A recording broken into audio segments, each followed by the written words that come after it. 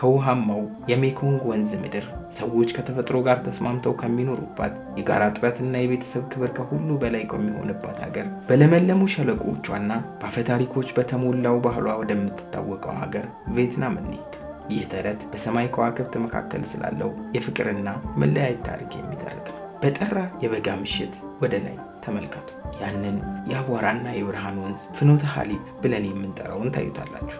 በሁለቱም በኩል ሁለት ደማቅ ከዋክብት ወዳጆች። ያ ከዋክብት ወንዝ አይደለም፣ የሐዘን ግድብ ነው። በላይ በሰማያት ከዋክብት እንዳልማዝ በሚያንጸባርቁበት ቹክኑ የተባለች አንዲት ሰማያዊት ኮረዳ የሰማይን ደመና ትሸምን ነበር። ከታች በምድር ላይ ደግሞ ከአንድ ታማኝ በሬ በስተቀር ምንም ያልነበረው ንጉላንግ የተባለ ትሁት እረኛ ይኖር ነበር። ታዲያ ይህች ሰማያዊት ልዕልት ሐቀኛ ከሆነ የከብት እረኛ ጋር በፍቅር ወደቀች። ፍቅራቸው ጥልቅና እውነተኛ ነበር። ተጋቡ እና በደስታቸው ብዛት ግዴታቸውን ረሱ።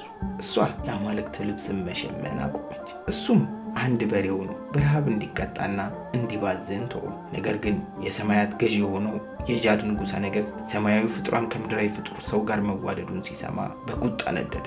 ለቅጣትም ለዘላለም እንዲለያዩ በመካከላቸው የማይሻገሩት የከዋክብት ወንዝን አሰመረ። ዛሬ እኛ ፍኖተ ሐሊብ ብለን የምንጠራው። ልዕልቲቱ ወደ ምስራቅ፣ እረኛው ወደ ምዕራብ ተመለሱ። ሐዘናቸው እጅግ ከመጠን በላይ ስለነበር የሚሊዮን ቁራዎች ልብ ተነካ። እናም አንድ ስምምነት ተደረገ። በዓመት አንድ ጊዜ በሰባተኛው ወር በሰባተኛው ቀን ቁራዎች ይራሩላቸዋል፣ ወደ ሰማይ ይበራሉ። እናም በገዛ አካላቸው በገዛ ክንፎቻቸው የማይቻለውን የብር ወንዝ ስፋት የሚያሻግር ድልድይ ይሰራሉ። በዚያች አንድ ሌሊት ንጉላንግና ቼክኑ በክንፎቹ ድልድይ ላይ ይሮጣሉ። መሃል ላይ ይገናኛሉ። ለአንድ ሌሊት እርስ በርስ ይተቃቀፋሉ። ለአንድ ዓመት ያጠራቀሙትን ቃላት በሙሉ በሹክሹክታ ይነጋገራሉ። እንደገና ለአንድ ሌሊት ቤተሰብ ይሆናሉ። እናም በዛች ሌሊት ዝናብ ከዘነበ የመንደሩ ነዋሪዎች ይነግሯቸዋል። እነዚያ እንባዎቻቸው ናቸው። እንደገና በመገናኘታቸው የደስታ እንባ እና ጎህ ሲቀድ መለያየት ስላለባቸው በመለያየት የሐዘን እንባ።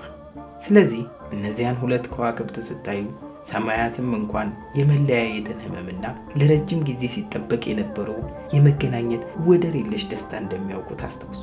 ይህ የቪየትናም ተረት በፍቅርና በግዴታ መካከል ስላለው ሚዛን ያስተምረናል። አንዳንድ ጊዜ ፍቅር ታላቅ መለያየትን ይጠይቃል። ነገር ግን የመገናኘት ተስፋ በራሱ ትልቅ ኃይል እንዳለው ያሳየናል።